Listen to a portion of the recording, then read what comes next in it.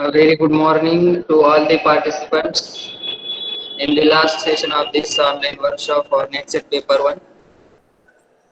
I heartily welcomes all the participants in this last session of this workshop, and I also heartily welcome to our today's speaker, Professor Abdullah Daniel sir,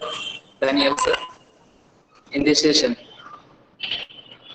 Today, Professor Abdullah Daniel sir, he will deliver his lecture on higher education. Sorry, environment. He will talk on environment.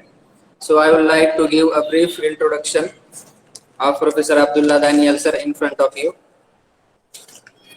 Professor Abdullah Daniel sir, he has done his BSc in Geography from KTHM College, Nashik. He has also done his MSc in Geography from SPT Arts and RYK Science College, Nashik. He is qualified SET examination. So our today's speaker, Professor Abdullah Daniel sir, is delivering his lecture on environment, and on behalf of college, I welcome you sir in this session. So I request to Professor Abdullah Daniel sir his lesson. Professor Abdullah Daniel sir. Thank you very much, Professor Rahim sir. I'm very thankful to you for my introduction. You have introduced me in a very well manner. I'm very thankful to you, sir. So now I will start my today's topic, people, development and environment for the paper 1 sir आवाज कम आ रही sir आपकी of UGC net set. Now it is clear. Is it clear? अभी आ रही है आवाज? जी बहुत कम आ रही sir मुझे तो आ रही है सर. आपको बराबर आ रही है. All other participants, my voice is clear. Yes, sir. Okay, thank you. So today I'm going to deliver my lecture on people development and environment. This is a very vast and one of the, I think this is the largest topic in our syllabus. People development and environment. In this topic, UGC NET and SET both are included the new topics in this chapter, that is the development and environment. Topic UGC NET has included the development and environment. There are new points which I have included, that is Millennium Development Goal and the Sustainable Development Goal. This will be the first part of our topic.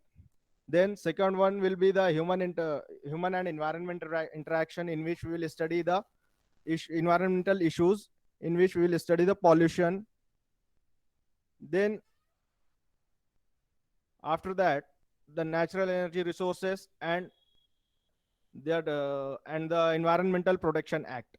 So these are the subtopics of our today's topic. Now we will start.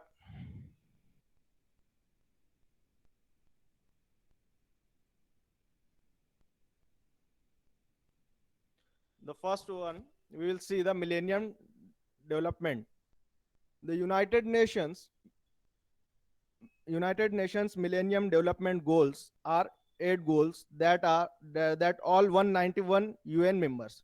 अब millennium development गोल जो था वो United Nations ने propose किया था, जिसमें 191 countries ने included था, and they have agreed to achieve some these goals by the year 2015. अब इसमें जो क्वेश्चंस जो यूजीसी नेट और सेट में पूछता है वो ये पूछेगा when did it has proposed by the United Nation, मतलब मिलेनियम डेवलपमेंट गोल कब सेट किया गया था. So as you can see on your screen, in सितंबर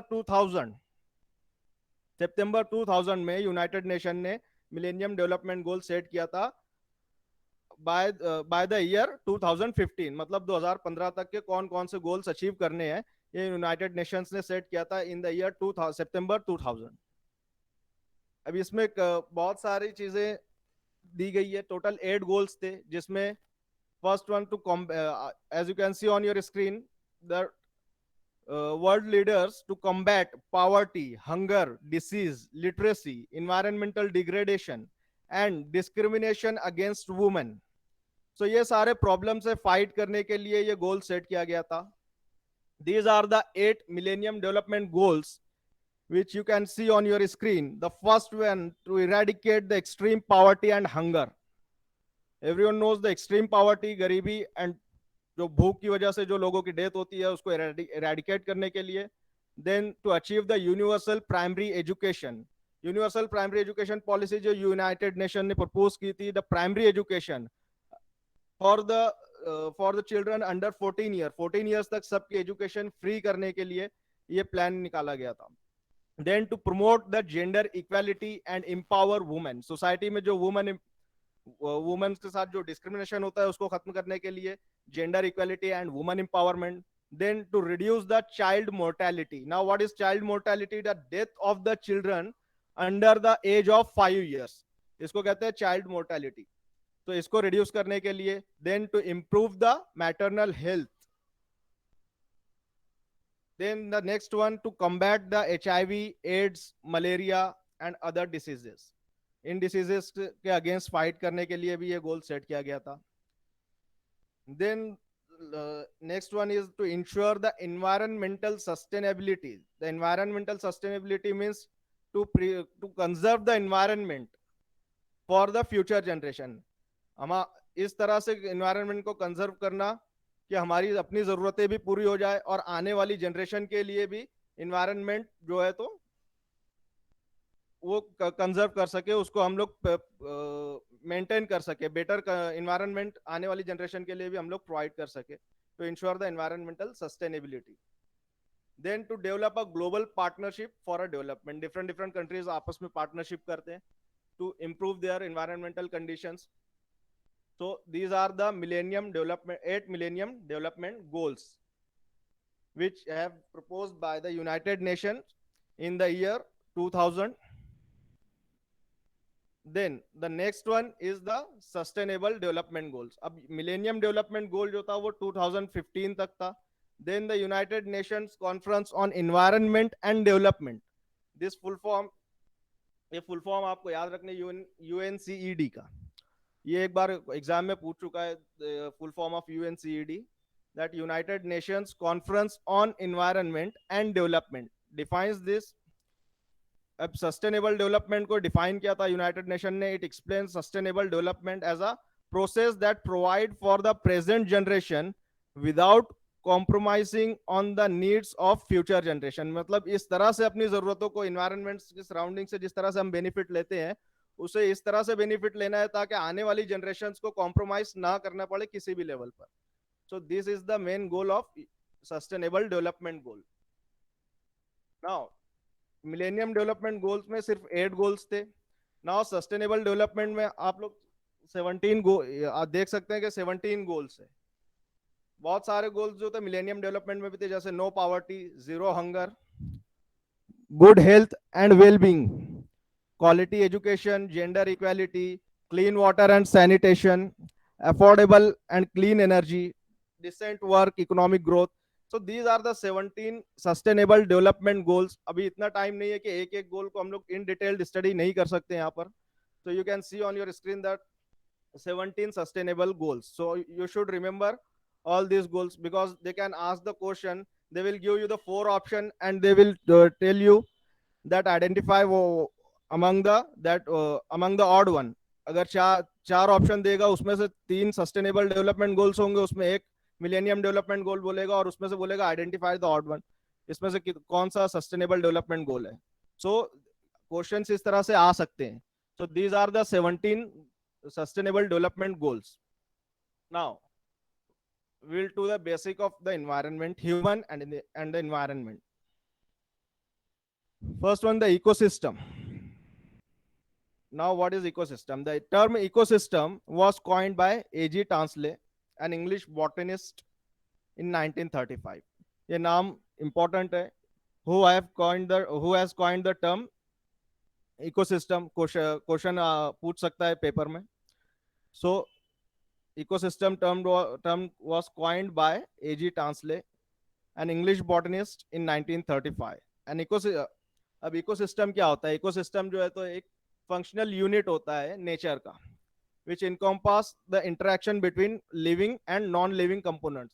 जो लिविंग और नॉन लिविंग कंपोनेंट्स के बीच में जो इंटरेक्शन होता है उसको, उसका जो उस इस natural and the living organism जो होते हैं वो अपने सराउंडिंग से किस तरह से डील करते हैं, इसकी स्टडी हम लोग इकोसिस्टम में करते हैं.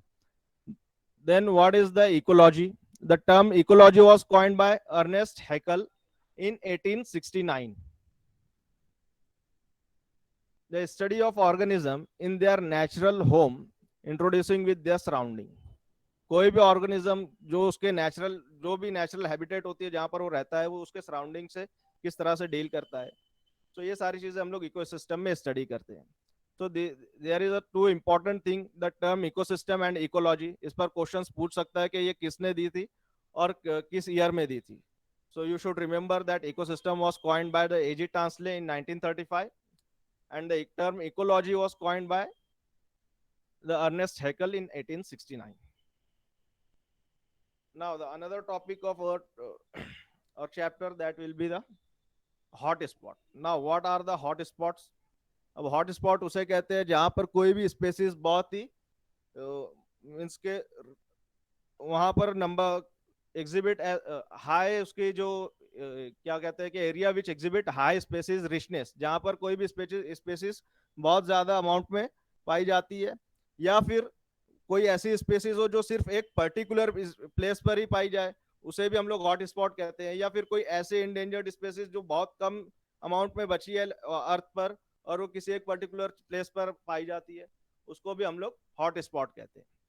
There are total 35 hotspots in the world. You can see on your screen there are 9 hotspots in the African continent, and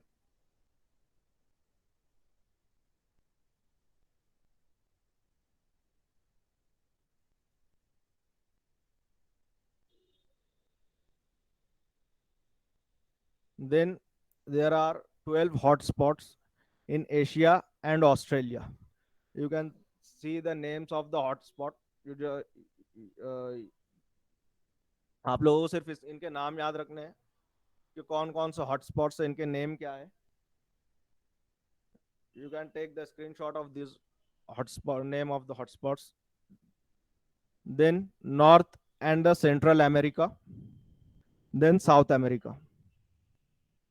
north and central America में 4 हॉटस्पॉट्स है. देन साउथ अमेरिका में 5 hotspots है. अब ये hotspots different species के लिए इनको hotspot माना गया है. मींस कहीं पर कोई एक्वेटिक एनिमल्स होंगे, कहीं पर कोई बर्ड्स होंगे, कहीं पर कोई फ्लावरिंग प्लांट्स होंगे, कोई ऐसी चीजें होंगी जिनकी वजह से इस एरिया को हॉटस्पॉट डिक्लेयर किया गया. Then another Europe and the central Asia. There are 4 hotspots in the Europe and Central Asia. So these are the names of the hotspot regions in the world. Now we will see the biodiversity hotspots in India. There are 4 hotspots in India. You can see on your screen. आप लोग screen पर देख सकते हैं कि India में 4 hotspots हैं, जिनमें वेस्टर्न घाट है, देन हिमालयन रीजन है नॉर्थ में, then Indo Burma region and Sundaland जो कि निकोबार आइलैंड पर है. So first one we will see the western Ghat. अब वेस्टर्न घाट किसे कहते हैं आप लोग मैप में देख सकते हैं. The region which extend from the Gujarat to Kerala. Gujarat से केरला तक का जो एरिया आप लोग, जो समुद्री साहिल से लगा हुआ है, जो कि सी शोर से लगा हुआ एरिया है, जो गुजरात से लेकर के केरला तक आता है, उसको हम लोग वेस्टर्न घाट कहते हैं. This area extend from Gujarat to Kerala and the length of this area is 15 to 1600 kilometers. अब ये किसके लिए फेमस है? These hills are present along the western edge of the peninsular India.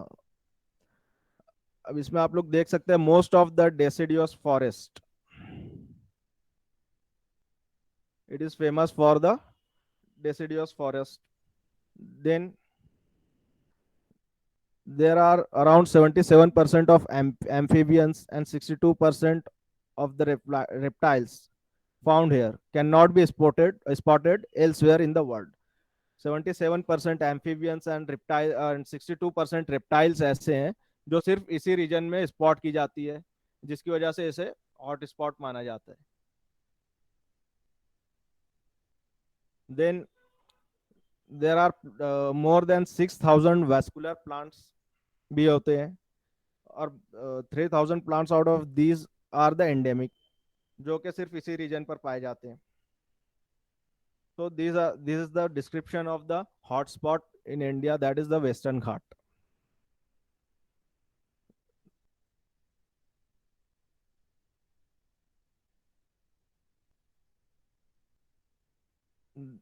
Then we'll see the second one, that will be the Himalayas region. The region comprises Bhutan and Northeast India.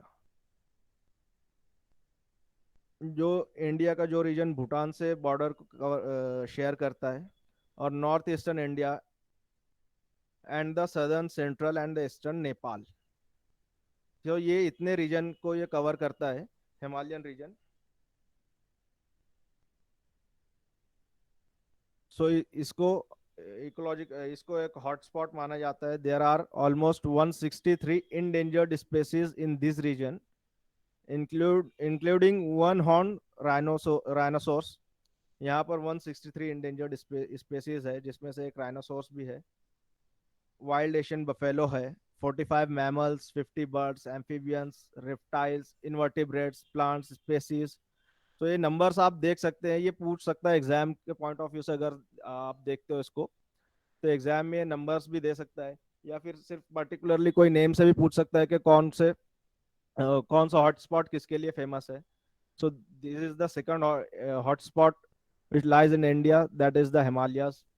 Then the Indo-Burma region. अब Indo Burma जो reason है, आप लोग map में देख सकते हो यहाँ पर, ये जो इंडो बर्मा रीजन जो येलो कलर से शो किया गया है नॉर्थ ईस्ट इंडिया के नीचे से, ये बहुत सबसे लार्जेस्ट एरिया कवर करता है. जितने भी हॉटस्पॉट्स है उनमें सबसे लार्जेस्ट एरिया ये कवर करता है. तो अभी ये कई एक कंट्रीज पर डिपेंड है. Means it include the north east India to the south of Brahmaputra river. Brahmaputra river के साउथ से जो नॉर्थ ईस्ट इंडिया शुरू होता है, ये वहां से स्टार्ट होता है, and it goes to Myanmar, China, Yunnan province, और democratic republic, Vietnam, Cambodia and Thailand. ये इतने एरियाज को कवर करता है, क्योंकि ये बॉर्डर से एक दूसरे से शेयर करते हैं. That's why this hotspot region, it is wide spread over the 3 to 4 countries. Now you can see that it is spread over the distance of 2 million square kilometer. So if अगर question में पूछता है the largest hotspot in India found, so you can tell that you can take the Indo-Burma region. Then अब ये किस चीज के लिए फेमस है? then 1300 species of birds who can be spotted here. 1300 species of birds यहाँ पर spot की जाती है. Then the white-eared night heron, grey-crowned croziers, and the orange-necked partridge. बहुत सारी जो स्पेसीज है बर्ड्स के, वो यहाँ पर पाए जाते हैं. ऑलमोस्ट 13,500 प्लांट स्पेसीज है जो यहाँ पर स्पॉट की जाती है, जिसकी वजह से इसे हॉट स्पॉट डिक्लेयर किया गया. So this is the third region, third hotspot of India. Now the last one is Sundaland region. The Nicobar Island represent India. ये निकोबार आइलैंड में है. यहाँ पर इसे 2013 में डिक्लेयर किया गया by the United Nations. These islands have rich terrestrial as well as marine ecosystem. यहाँ पर जो मरीन इकोसिस्टम है और टेरेस्ट्रियल इकोसिस्टम, मतलब पानी में रहने वाले भी, और जो लैंड एरिया पर जो लैंड एरिया के जो इकोसिस्टम है उसको भी इंक्लूड किया गया है. तो इसमें बहुत सारे, it include the mangroves, sea grass bed and coral reefs, जो सिर्फ यहाँ पर ही पाए जाते हैं, दूसरे किसी भी रीजन में स्पॉट नहीं किए जाते. इसकी वजह से इसे हॉट स्पॉट डिक्लेयर किया गया. Then you can see the marine species such as dolphins, whales, turtles, crocodile, fishes, prawns, lobster, and seashell. So these are the aquatic animals which is spotted in this island. Because of that, this island is declared as the hotspot by the United Nations in the year 2013. Now we'll move on to the our next topic, that is the atmosphere.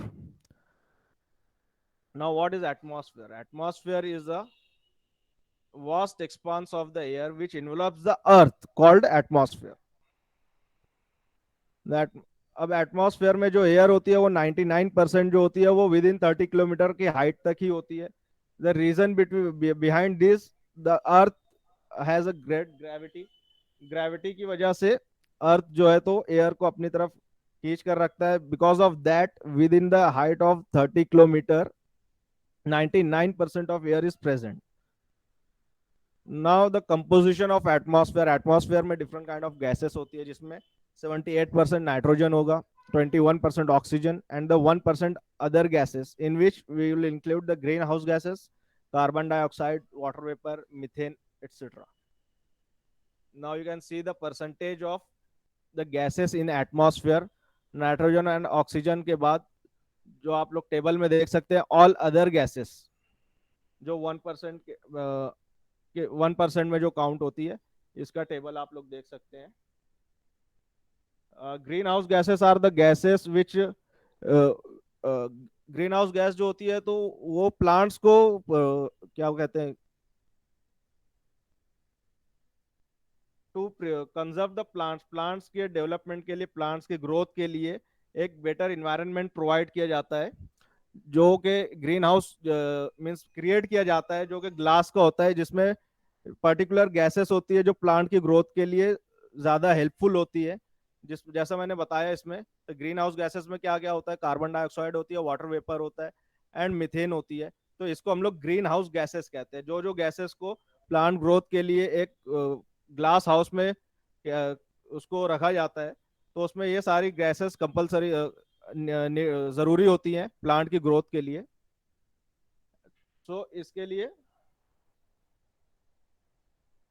इसके लिए हम लोग green house gases का use करते हैं. So all those gases which have used in the growth of plant to conserve the plant, उसके लिए जो गैसेस यूज की जाती है उसको ग्रीन हाउस गैसेस कहते हैं. Then the layer of atmosphere.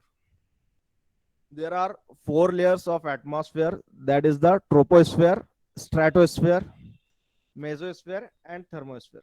We'll see one by one. The first one is the troposphere, the bottom layer of atmosphere. It stretches to about 11 kilometer. ये 11 kilometre तक होती है. So इसमें question पूछेगा what is the bottom layer of atmosphere, how much it stretches from the earth surface. तो इसमें आप लोग लिख सकते हैं the bottom layer of atmosphere is troposphere and कितने किलोमीटर तक ये स्ट्रेच करता है, तो 11 किलोमीटर तक. देन इसमें टेम्परेचर का वेरिएशन कैसा होता है. अब ट्रोपोस्फेयर जो है तो 11 किलोमीटर तक स्ट्रेच करता है, तो 11 किलोमीटर तक जो टेम्परेचर रेंज है वो अर्थ सरफेस से जैसे जैसे ऊपर जाते जाओगे वो डिक्रीज होता जाएगा. सो ये पर्टिकुलरली ट्रोपोस्फेयर के लिए कहा गया कि temperature decreases with altitude. Altitude means the height. As you move upward in the atmosphere the temperature will get decreases. Then यहाँ इसकी वजह से वेदर कंडीशंस जो है तो चेंज होती है बिकॉज टेम्परेचर वेरिएशन यहाँ पर होता है, अल्टीट्यूड की वजह से कम होता है. जैसे जैसे नीचे आते जाओगे तो ये टेम्परेचर बढ़ता जाता है. And the most of the life is जो अर्थ सरफेस पर जो लिविंग लाइफ है वो इससे अफेक्ट होती है. So where the weather conditions happen with the vertical air current. अब जो ट्रोपोस्फेयर होता है इसमें 75% ऑफ एयर होती है, mostly nitrogen and oxygen. Then the second layer is the stratosphere. The second layer is stratosphere. अब ये जो स्ट्रेच होता है ये 50 किलोमीटर तक होता है from the earth surface. Earth surface से पहला लेयर जो था ट्रोपोस्फेयर वो 11 किलोमीटर तक था. Now stratosphere stretches about up to 50 kilometre. Troposphere में यहाँ पर आप देख सकते हैं कि वर्टिकल एयर करंट होता है. मूवमेंट ऑफ एयर जो होता है वर्टिकल होता है. देन स्ट्रेटोस्फेयर में the movement of air will become horizontal, यहाँ पर हॉरिजॉन्टल मूवमेंट ऑफ एयर होता है। अब ट्रोपोस्फेयर में मैंने बताया था कि जैसे जैसे अल्टीट्यूड बढ़ता है, जैसे जैसे हाइट इंक्रीज होती है, टेम्परेचर डिक्रीज होता जाता है। बट स्ट्रेटोस्फेयर में टेम्परेचर इंक्रीजेस विथ अल्टीट्यूड, मतलब जैसे जैसे आप स्ट्रेटोस्फेयर से ऊपर जाते जाओगे तो टेम्परेचर बढ़ता जाएगा। अब स्ट्रेटोस्फेयर में जो है तो ओजोन लेयर होती है इन the upper part of the stratosphere. So ozone layer कहां पर होती है, अगर क्वेश्चन पूछता है कि ओजोन लेयर किस लेयर में होती है, तो किस एटमॉस्फेरिक लेयर में होती है, तो स्ट्रेटोस्फेयर में होती है। Then the question arise that at which height ozone layer is placed, मतलब ओजोन लेयर कितनी हाइट पर है।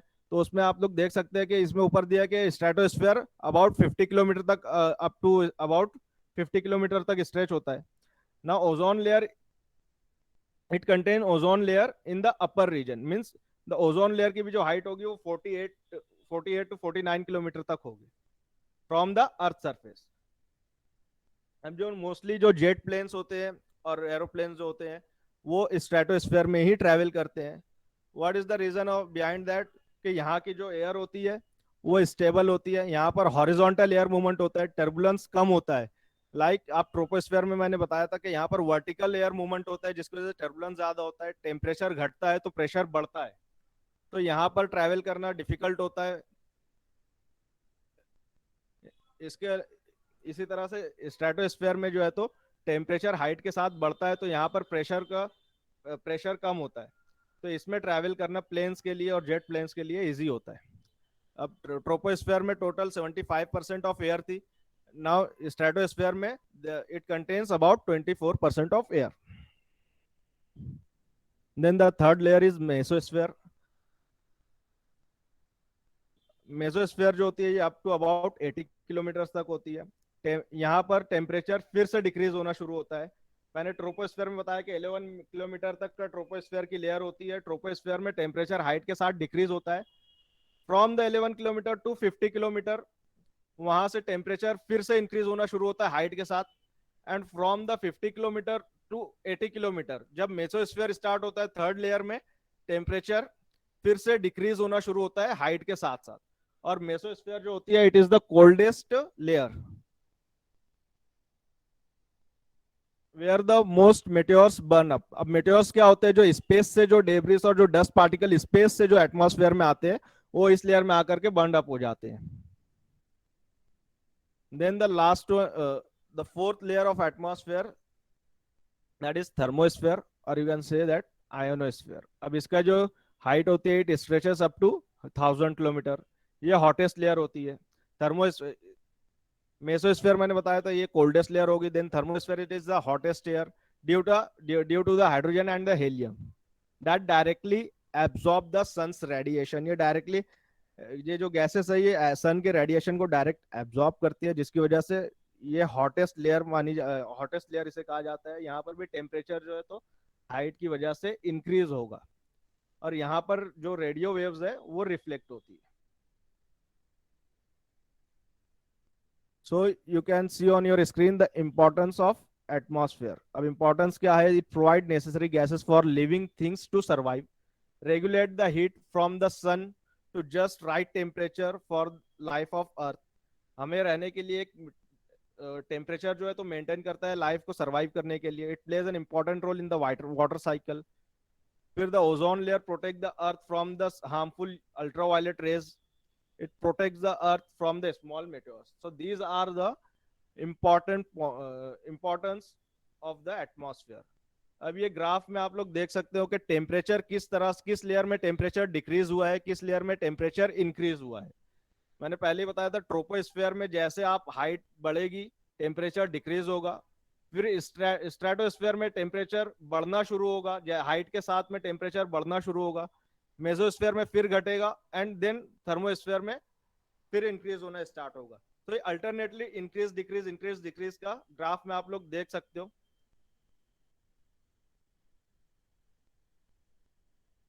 तो ट्रोपोस्फेयर में घटेगा फिर स्ट्रेटोस्फेयर में बढ़ेगा। यहाँ पर कंफ्यूजन होता है, कभी कभी वो क्वेश्चन पूछ लेता है एनवायरनमेंट में कि सपोज ट्रोपोस्फेयर में टेम्परेचर इंक्रीज होगा या डिक्रीज होगा हाइट के साथ, ये हमेशा पूछेगा। किसी भी एक लेयर के ऊपर वो क्वेश्चन करता है, तो इसमें कंफ्यूज नहीं होना। काफी कंफ्यूजन हो जाता है इसमें कि कौन सी लेयर में डिक्रीज होता है टेम्परेचर और कौन सी लेयर में टेम्परेचर इंक्रीज होता है। तो ट्रोपोस्फेयर में डिक्रीज होगा, स्ट्रेटोस्फेयर में इंक्रीज होगा, देन मेसोस्फेयर में फिर से डिक्रीज होगा और थर्मोस्फेयर में फिर टेम्परेचर बढ़ने लगेगा। तो ये ग्राफ आप लोग याद रखना। then now we'll move to our next topic, that is environmental issues.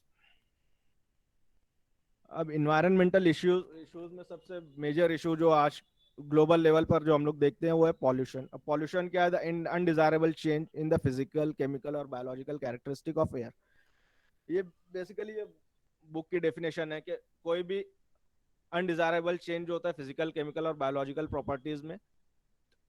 अब किसकी फिजिकल, केमिकल और बायोलॉजिकल प्रॉपर्टीज? तो एयर हो गया, वाटर हो गया, सॉइल हो गया।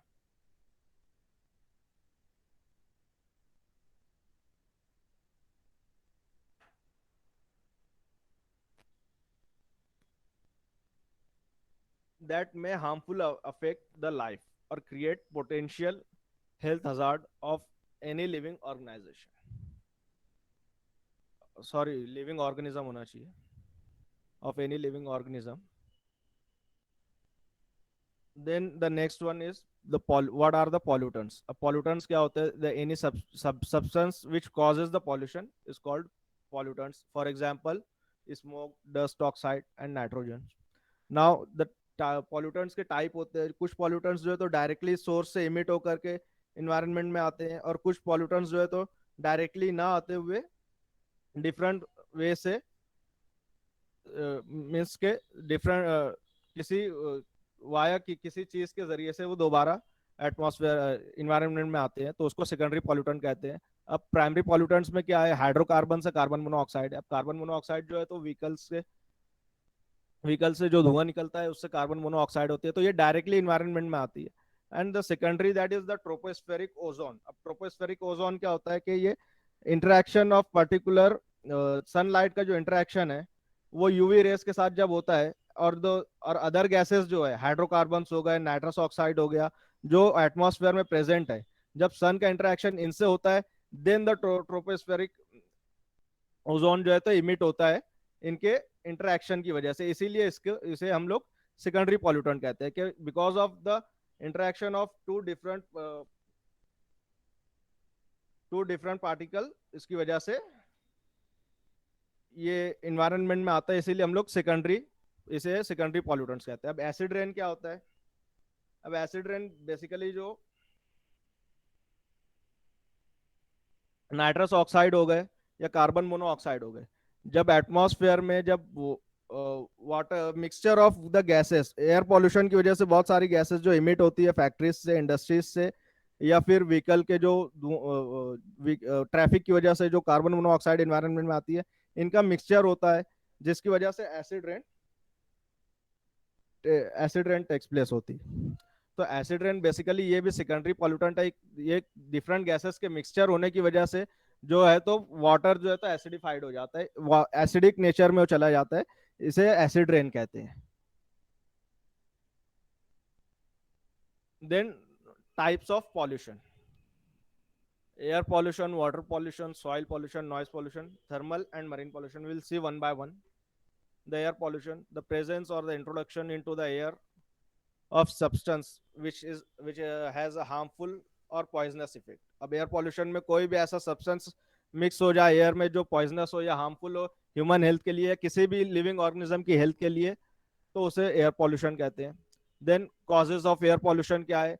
इंडस्ट्रीज है, automobiles and domestic fuels. Undesirable gases जो एटमॉस्फेयर में आती है इंडस्ट्रीज की वजह से, ऑटोमोबाइल की वजह से, such as sulfur dioxide and the carbon monoxide. So these are the causes of air pollution. Then we'll say the next one, that is the water pollution. अब वाटर पॉल्यूशन क्या है? Contamination of water. Same वही definition इसकी भी आएगी कि water में कोई भी अनडिजायरेबल सब्सटेंस का मिक्सचर हो जाने की वजह से वाटर पॉल्यूटेड हो जाता है। अब वाटर पॉल्यूशन की वजह से डिसीजेस फैलती है, लाइक कॉलेरा, मलेरिया, टाइफॉइड, और इसी वजह से एक और इफेक्ट जो होता है, जो एक्वेटिक लाइफ होती है वो डिस्ट्रॉय हो जाती है। So these are the effects of water pollution. then there are certain measures to avoid the water pollution. अब इसमें river should not be used for washing clothes or bathing animals. फिर harvesting of rain water to meet water requirement. Dams और embankment जो है तो construction होना चाहिए. Then river must not be contaminated with the pollutants. तो ये सारे चीजें हैं जिसकी वजह से हम वाटर पॉल्यूशन को अवॉइड कर सकते हैं. Then the noise pollution. Noise pollution is simply defined as the unwanted sound. The sound is not pleasant for us. That is known as the noise pollution. अब noise pollution की वजह से क्या होता है? Irritation होता है, anger होता है. अब causes of noise pollution में हम लोग देखेंगे ट्रैफिक की नॉइज होती है, एयरक्राफ्ट की नॉइज होती है, देन द कंस्ट्रक्शन बिल्डिंग्स में जो वर्क होता है उनकी वजह से भी नॉइज पॉल्यूशन होती है, इंडस्ट्रीज की वजह से होती है, और भी बहुत सारे सोर्सेस है, बहुत सारे नंबर ऑफ सोर्सेस है जिनको हम लोग इन डिटेल हम लोग नहीं देख सकते. So these will include in the causes of noise pollution. ये सारी चीजें नॉइज पॉल्यूशन में इंक्लूड की जाएगी. देन इफेक्ट क्या होता है? नॉइज पॉल्यूशन की वजह से हियरिंग लॉस होता है, high blood pressure, stress, sleep disturbance and colour blindness. These are the effects of noise pollution. Then the next one is thermal pollution. Thermal pollution is increasing in the water temperature. अब water का temperature जो increase होता है, rivers हो गए, lakes हो गए या coastal areas जो हो गए, वहां पर कोई ऐसे इंडस्ट्रीज से कुछ ऐसे फ्लुएंट्स, कुछ ऐसी चीजें जो एक्सट्रैक्ट होती है, जो जाकर सीधे जो भी वाटर बॉडी पास में होती है, चाहे वो लेक्स हो, रिवर्स हो, उनमें जाकर मिक्सअप हो जाती है, जिसकी वजह से वाटर क्वालिटी डिस्टर्ब होती है, उनका टेम्परेचर मेंटेन नहीं रहने पाता. Temperature increases as small as 1 to 2 degree Celsius. और इसकी वजह से क्या होता है कि वाटर पॉल्यूशन होता है, और उसके साथ साथ जो एक्वेटिक लाइफ होती है वो भी डिस्टर्ब होती है, जो फिशेस होती है वो मर जाती हैं. सो ये सारे इफेक्ट है थर्मल पॉल्यूशन के. देन द मेजर सोर्स जो होता है थर्मल पॉल्यूशन का, न्यूक्लियर पावर प्लांट हो गया, इंडस्ट्रियल इफ्लुएंस हो गए, domestic sewage, hydro electric power और the coal fired power plant.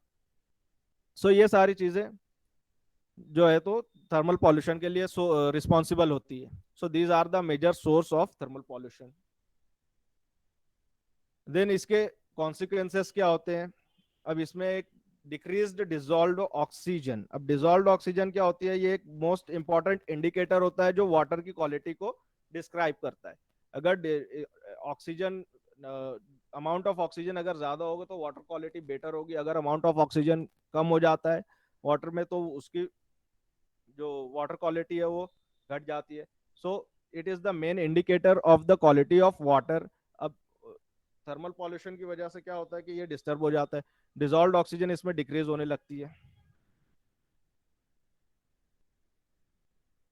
Then toxins, increase in toxins जो होते हैं वो जो पॉइजनस सब्सटेंस होता है उसे टॉक्सिन्स कहते हैं. तो टॉक्सिन्स क्या होता है कि जो इंडस्ट्रीज से जो भी मटेरियल एक्सट्रैक्ट होता है या कहीं से भी इंडस्ट्रीज हो गए या जो भी सोर्स से वाटर अगर पॉल्यूटेड होता है तो उसकी वजह से क्या होता है कि वो वाटर हार्मफुल होता है, पॉइजनस नेचर वो ले लेता है, जिसकी वजह से not only the aquatic life, the human life also affect. Another consequences is the loss of biodiversity. Biodiversity loss होती है, इकोलॉजिकल इम्पैक्ट्स होते हैं, जो नेचुरल इन्वायरमेंट होता है वो डिस्टर्ब होता है आसपास का because of the thermal pollution. जो कोस्टल रीजन में जो भी ग्रीनरी होगी वो डिस्टर्ब हो जाएगी, जो एक्वेटिक एनिमल्स होंगे वो उनकी लाइफ डिस्टर्ब होगी, वो डेड पाए जाएंगे. सो ये सारे कॉन्सिक्वेंसेस है थर्मल पॉल्यूशन के. Then what is marine pollution? अब मरीन पॉल्यूशन ये होता है जो वाटर में जो लाइफ होते हैं, जो एक्वेटिक एनिमल्स होते हैं, जो एक्वेटिक लाइफ इकोसिस्टम है वो डिस्टर्ब होता है पॉल्यूशन की वजह से, जिसे मरीन पॉल्यूशन कहते हैं. मरीन तो ये हजार्डस होता है. सी वाटर में डायरेक्टली कोई भी ऐसा सब्सटेंस जाकर के मिक्सअप हो जाए जो लाइफ को जो हार्मफुल हो, जो पॉइजनस हो, तो उसे हम लोग मरीन पॉल्यूशन कहते हैं. Then causes of marine pollution में मेन लैंड बेस्ड ही होते हैं मोस्टली. जो पॉल्यूशन के कॉजेज है वो लैंड बेस्ड होते हैं. तो pollution often come from non point source. अब मरीन पॉल्यूशन में क्या होता है? रिवर में या लेक में ये छोटे वाटर बॉडीज होते हैं, इनमें अगर कहीं से पॉल्यूशन होता है तो उसका हमें पॉइंट नोन होता है कि इस पॉइंट से यहाँ पर पॉल्यूशन इंक्रीज हो रहा है। बट सी जो होता है लार्ज एरिया कवर करता है, ओशंस जो होते हैं, तो यहाँ पर कोई नॉन पॉइंट सोर्स होता है, कोई एक सोर्स हम पता नहीं कर सकते कि इसी सोर्स से सिर्फ pollution increase हो रहा है. So there are different sources you can see on your screen such as agriculture runoff और wind blown debris, जो हवा के साथ जो मिट्टी उड़कर आती है उससे भी pollution होता है because of क्योंकि जो ocean होता है वो large area cover करता है. So these are the this topic. So we have covered the topic of pollution. Now we will see the resources. Natural resources. अब नेचुरल रिसोर्सेस क्या होते हैं? The material we use from nature. Nature कुदरती तौर पर जो चीजें हम लोग यूज करते हैं लाइक विंड एनर्जी हो गया, water, plants, animals, all are the natural resources. अब नेचुरल रिसोर्सेस में दो कैटेगरीज होती है, एक रिन्यूएबल रिसोर्स होता है और एक नॉन रिन्यूएबल रिसोर्स होता है. रिन्यूएबल रिसोर्स क्या होता है? Those that can be replaced और नेवर रन्स आउट. वो ऐसे रिसोर्सेज जो कभी खत्म ना हो, जिन्हें हम दोबारा से रिप्लेस कर सकते हैं, ऐसे रिसोर्सेज को हम लोग रिन्यूएबल रिसोर्सेज कहते हैं. अब इनके एग्जांपल आप लोगों की स्क्रीन पर है. It include the solar energy, wind power, geothermal energy, hydro electric energy and the biomass. Biomass किसे कहते हैं? Material made from the plants and animals. Into bracket सबके डिस्क्रिप्शन है. So these are the renewable resources. These are also the examples of renewable resources.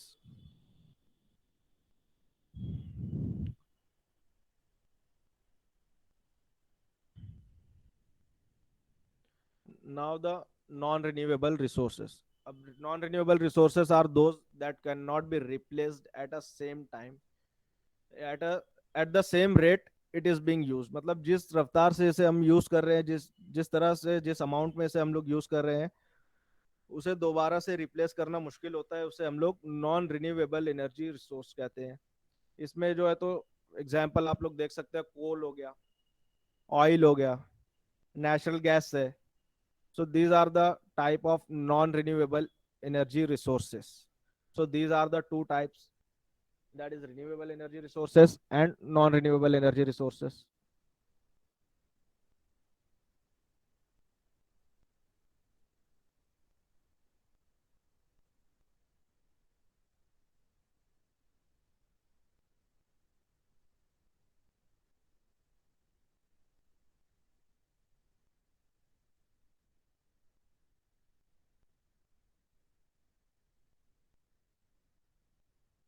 Then we'll move to our next topic, that is the Environment Protection Act and Rule. अब Environment Protection Act क्या था? 1986 में Indian government ने ये rule propose किया था. अब इससे पहले बहुत सारे जो तो समिट और कॉन्फ्रेंसेस हुई थी इन्वायरमेंटल कंजर्वेशन के लिए in the period of 1970s. ये स्टार्ट कहाँ से हुआ, किस जगह से 86 का जो इन्वायरमेंटल प्रोटेक्शन एक्ट आया, ये कहाँ से स्टार्ट हुआ, इसे कहाँ से, किस जगह से इसे स्टार्ट किया गया? तो पहले जो स्टार्टिंग हुई थी इसकी 1970s में, global industrialization leading to degradation of environment. 1970s के पीरियड में क्या हो रहा था कि इंडस्ट्रियलाइजेशन बहुत तेजी से हो रहा था, जिसकी वजह से एनवायरमेंटल डिग्रेडेशन भी बहुत तेजी से हो रहा था. सो इसको फाइट करने के लिए एक effort United nation conference on human environment, इन्होंने लिया था. एक स्टॉकहोम कॉन्फ्रेंस की थी जो कि 1972 में हुई थी, जून 5 to 16, 5 जून से 16 जून तक 1972 में स्टॉकहोम कॉन्फ्रेंस हुई थी. सो ये डेट आप लोग याद रख लेना, ये डेट भी पूछता है और ईयर भी पूछता है. अब इंडिया इसमें इंक्लूड कब हुआ? जब इंडिया ने इसको कब लागू किया अपने नेशनल लेवल पर? जब इंडिया में भोपाल गैस ट्रेजेडी हुई 1984 में. तो इसके बाद इंडिया ने एनवायरमेंटल एक्ट, प्रोटेक्शन एक्ट 1986 में पास किया. अब स्टॉकहोम कॉन्फ्रेंस में 1972 में जो स्टॉकहोम कॉन्फ्रेंस हुई थी उसमें किस चीज पर फोकस किया गया था? Conference was the state of global environment and relationship between economic, science and environment in the political context. अब पॉलिटिकल कॉन्टेक्स्ट में एनवायरनमेंट हो गया, economical conditions of every country, और साइंस से रिलेटेड में, तो इसके ऊपर फोकस किया गया था स्टॉकहोम कॉन्फ्रेंस पर। अब the emphasis was on solving environmental problem, इसका मेन जो फोकस था एनवायरमेंटल प्रॉब्लम्स को सॉल्व करना था, but without ignoring social and economic and development policy factor. मतलब इन्वायरमेंटल प्रॉब्लम्स को सॉल्व करते हुए जो इकोनॉमी को इग्नोर नहीं करना था, मतलब इकोनॉमिकल डेवलपमेंट भी हो, सोशल डेवलपमेंट भी हो, और उसके साथ साथ इन्वायरमेंट का कंजर्वेशन भी हो। इसके लिए इस कॉन्फ्रेंस को रखा गया था। Then India played a very significant role and contributory role in this conference. This conference led the foundation of environmental legislation in India. अब इसका जो एनवायरमेंटल लेजिस्लेशन जो था वो इंडिया में था। देन 1986 में जो इंडिया ने एक्ट प्रपोज किया, the act was pass to provide the protection and improvement of environment को इम्प्रूव करने के लिए, प्रोटेक्ट करने के लिए ये एक्ट दिया गया। अब इस एक्ट के जरिए सेंट्रल गवर्नमेंट को एक पावर मिल गई to protecting improving the quality of environment. मतलब सेंट्रल गवर्नमेंट के पास एक हैंड हो गया कि सेंट्रल गवर्नमेंट कोई भी पॉलिसीज इसके अंडर में लाकर इन्वायरमेंट प्रोटेक्शन के लिए कोई भी एक स्टेप ले सकता है। देन द अब इस एक्ट को जो कहते थे अम्ब्रेला लेजिस्लेशन कहते थे। ये तो फ्रेमवर्क प्रोवाइड करता था सेंट्रल गवर्नमेंट को टू प्रपोज द पॉलिसी। अब सेंट्रल गवर्नमेंट जो भी पॉलिसीज एनवायरमेंटल प्रोटेक्शन के लिए प्रपोज करती है तो वो पहले अम्ब्रेला लेजिस्लेशन के साथ डिस्कस होने के बाद वो प्रपोज की जाती है। Then another one that is the national action plan on climatic change. अब वर्ल्ड लेवल पर जो क्लाइमेटिक चेंज हुआ ग्लोबल वार्मिंग के इश्यूज की वजह से, continuously increasing in the temperature of earth, उसकी वजह से जो है तो इंडिया में national action plan on climatic change रखा गया। It release on 30th June 2008। India is the first country to release such a plan. तो ये भी एक इम्पॉर्टेंट क्वेश्चन होगा नेट सेट के एग्जाम में कि एक तो ये डेट पूछेगा 30th June 2008, ये याद रखना है। Then India is the which is the first country to release such a plan on the national action plan on climatic change, ये क्वेश्चन पूछ सकता है। So vision is to create the prosperous but not wasteful society, an economy that it's self-sustaining। मतलब ऐसी wasteful society से ना हो बल्कि prosperous हो इकोनॉमी, और इकोनॉमी भी हेल्दी रहे। तो इस सारी चीजों को देखते हुए एक national action plan Indian government ने रिलीज किया था which was on 30th June 2008। Then Kyoto protocol, ये एक इंपॉर्टेंट प्रोटोकॉल है। इसके ऊपर बहुत सारे क्वेश्चंस नेट के एग्जाम में, सेट के एग्जाम में आ चुके हैं। अब ये प्रोटोकॉल जो था ये जापान में हुआ था इन 11 December 1997 and it entered into the force on 16 February 2005। अब 2005 में इसको इम्प्लीमेंट किया गया और 2011 तक इसमें 191 स्टेट्स अब तक के साइन कर चुके हैं क्योटो प्रोटोकॉल में। सो you should remember, firstly the Kyoto protocol किसने लाया? तो United Nations framework convention on climate change. ये भी फुल फॉर्म पूछ चुका है, इस पर भी क्वेश्चंस आते हैं। So you should remember the full form of UNFCCC, that is United Nations framework convention on climate change. Then ये कहाँ पर हुआ था? तो क्योटो में हुआ था, जापान में, and the date of this protocol is 11 December 1997।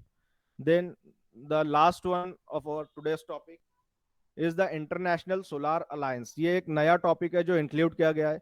इसमें डेफिनेटली क्वेश्चन पूछने के काफी चांसेस हैं कि इसके ऊपर क्वेश्चन आए। द इंटरनेशनल सोलार अलायंस, अब ये अलायंस में कितने कंट्रीज है? तो 124 कंट्रीज है। अब इसका जो इनिशिएटिव था, फर्स्टली जो है तो Indian prime minister Narendra Modi ji ने इसे प्रपोज किया था in November 2015 in London, United Kingdom. So ये कब प्रपोज हुआ था? तो 2015 में हुआ था, वेम्बले स्टेडियम में प्राइम मिनिस्टर नरेंद्र मोदी ने इसे अनाउंस किया था।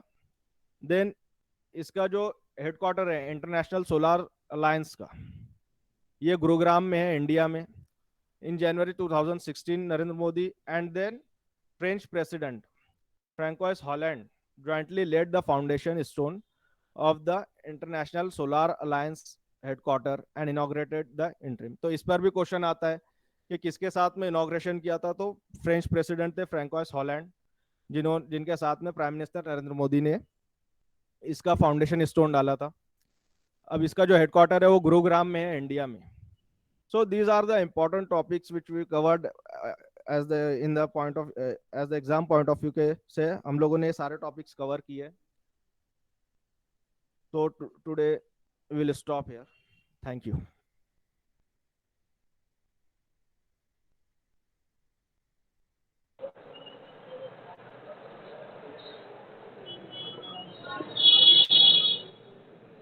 Thank you so much, Abdullah sir, for this wonderful session.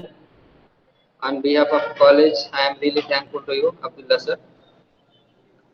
Now, as we all know that uh, our workshop is going to be end here. Today is the last session that has been completed.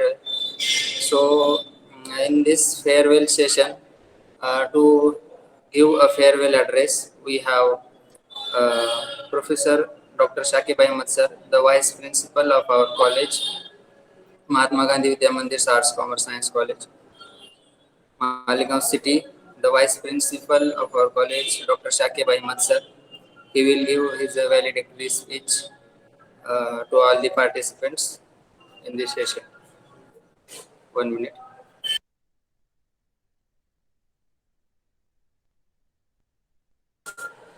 Uh, you may know that I have shared the feedback form link in the WhatsApp group. So I request all the participants to fill that feedback form also. And before getting that feedback form, filling that feedback form, or before that session of Dr. Valedictory speech, I will request all the participants to give their feedback now, because we would like to have your feedback in this oral session only. So, if any participants would like to share his thoughts regarding the workshop, uh, we will like it. Please.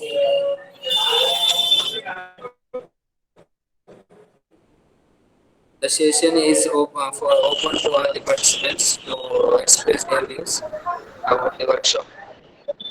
Sir sir hello हाँ बोलो, आवाज आ रही है। Sir, ये workshop रखने से sir मेरे को बहुत सहूलतें मिली। मैं 50% क्लैरिटी आ गई कि इसमें कैसी तैयारी करना है, समझ में आया सर। आप लोगों का बहुत बहुत जज़ाकल्लाह खैर, शुक्रिया sir. Thank you so much. Sir clarity मिली। मैं भी बहुत सारे स्टूडेंट जो प्रीवियस जो एग्जाम लिखे थे ना, मैं उनसे पूछी तो उन लोगों पेपर 1 की तैयारी सीधा नहीं करते, कंटेंट क्या है वो कुछ भी नहीं मालूम था उन लोगों को। तो उसके गलतियों से आप लोगों की जो वर्कशॉप रखे ना, उसमें मेरे को 70-75% मालूम हो गया कि एग्जाम की तैयारी कैसा करना, इसमें क्या क्या मवाद रहता। आप लोग सिर्फ रास्ता बताए सर, हम लोग चल रहे हैं, हम लोग कामयाब। मेरे को ऐसा लग रहा है कि मैं मंजिल तक पहुंच जाती इंशाल्लाह। सर ये Yes, सर्टिफिकेट मिलने वाला है घर को? we will let you know about it if is there something like that. We will inform you. Sure.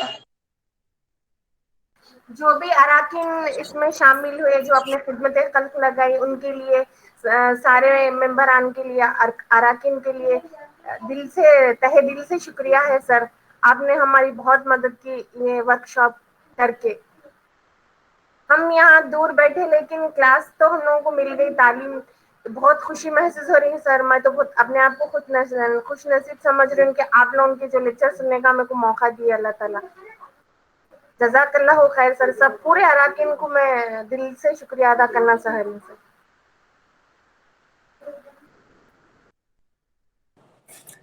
Thank you so much, Shaista, for your kind words. It's always the duty of the teacher to show the way to the student.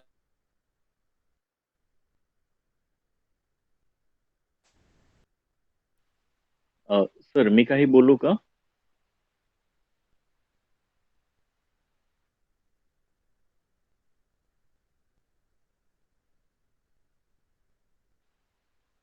Rahim sir. बोलिए Rohit sir. कहिए ना। हा sir, सगळ्यात पहिलं तर thank you very much सगळ्या तुमच्या teaching स्टाफचं. Sir, एक गोष्ट अशी होती की तुम्ही टाइम टेबलमध्ये सांगितलं होतं की आपला सेक्शन 2 तासाचा असेल आणि आपले जे सेक्शन झाले ते एका एका तासाचे झालेले आहेत. तर मी कुठेतरी जास्त मला मिळेल ह्याची अपेक्षा करत होतो. तर एक तेवढा पॉइंट राहिला सर, बाकी काय नाही. बाकी ओव्हरऑल सगळं खूप छान होतं, सॅटिस्फॅक्टरी होतं. बट मी तुमच्याकडून अजून काहीतरी एक्सपेक्ट करत होतो, सम मोर एक्स्ट्रा. तेवढा एक पॉइंट आहे सर.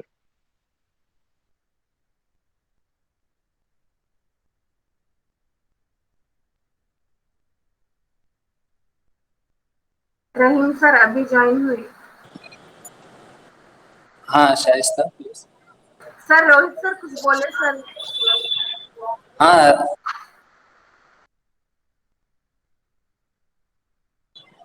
प्लीज रोहित, यू काही कैन नाही टॉक. सर, मी फक्त एवढं. हा, no, I was simply telling that by the timetable it was 2 hours session, but it used to finish by 1 hour only. So I was expecting many more things out of that. That was the only thing. But after every section, I'm completely satisfied. No problem at all. Thank you, Rohit. We will think about your notice and this view, and next time we will take care of that surely. And all the this organizing committee will take care very well to give a very informative session next time also to all these participants to success in their exams. We will surely take care of that. Thank you so much, Rohit. Now I will request the Vice Principal of our college, Dr. Shakib Ahmed sir, to give the valedictory speech to our participants. Dr. Shakib Ahmed sir. Good afternoon, everyone. Good afternoon. On behalf of MGV's Arts, Commerce and Science College, Malegaon City, I, Dr. Shakib Ahmed, Vice Principal of the college. First of all, thanks all the participants who have actively participated in this NetSet Paper 1 workshop. And it is basically we tried our best to give you the best faculties for all the topics. And as the review came, we are much more successful in doing so. This is our first attempt for organizing such kind of workshop, through which we learned a lot of things. And in future, definitely we will improve the quality, the suggestions. Definitely we will consider the suggestions by the faculties, by the participants. And definitely this is for an hour session. Like in upcoming workshops, we will arrange for 2 hours also, as the suggestion came from the participants. And now we get a variety of means we have a variety of feedbacks, and we now know how to conduct such kind of workshop, because this will be our first one. So definitely the next workshop will be more improved one. I also thanks all the participants once again for joining all the sessions and actively participations. Thank you very much from the college staff, our management. Thank you very much. Thank you. Thank you so much, sir, for this guidance to the students. Yes, Shaista, please. Nothing sir, बच्चे ने दबा दिया।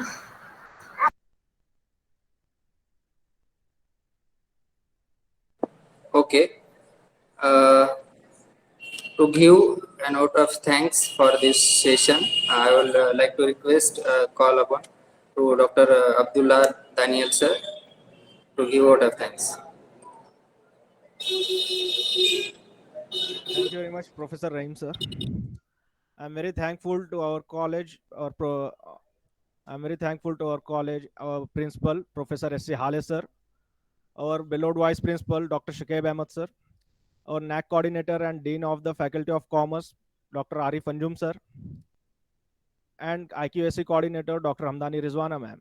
I thank to all the staff members.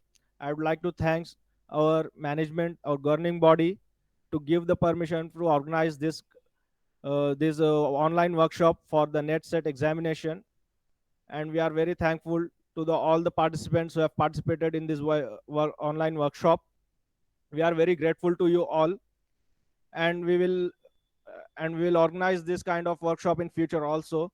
We are very grateful that you have given such a tremendous response for our online workshop for net set examination.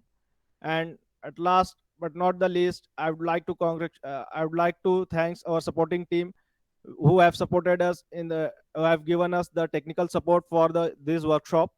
I'm very thankful to all of them. And at last, I would like to thank all the participants once again. Thank you, and thank you very much for giving us to present our workshop and give us the tremendous response. Thank you, and thank you very much. Thank you so much, Abdullah sir.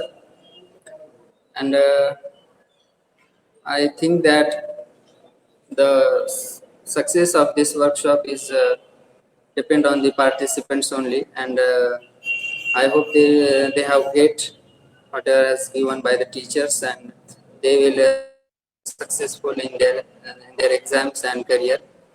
So I am once again really thankful to all the participants on behalf of college, and all the very best for your examination and for your career. Thank you so much for your participation in this online workshop NetSet paper 1. So next time we will arrange the sessions also for the students, and I hope that we will meet again for this career path. So once again, I am really thankful to all the participants. Thank you so much on behalf of our college, Mahatma Gandhi Vidya Mandir Arts, Commerce, Science College, Malegaon City. I am really thankful to all the participants. Thank you so much. And this online workshop for NetSet paper 1, which gone for 8 days, is going to end here. Thank you so much, all the participants. Thank you so much.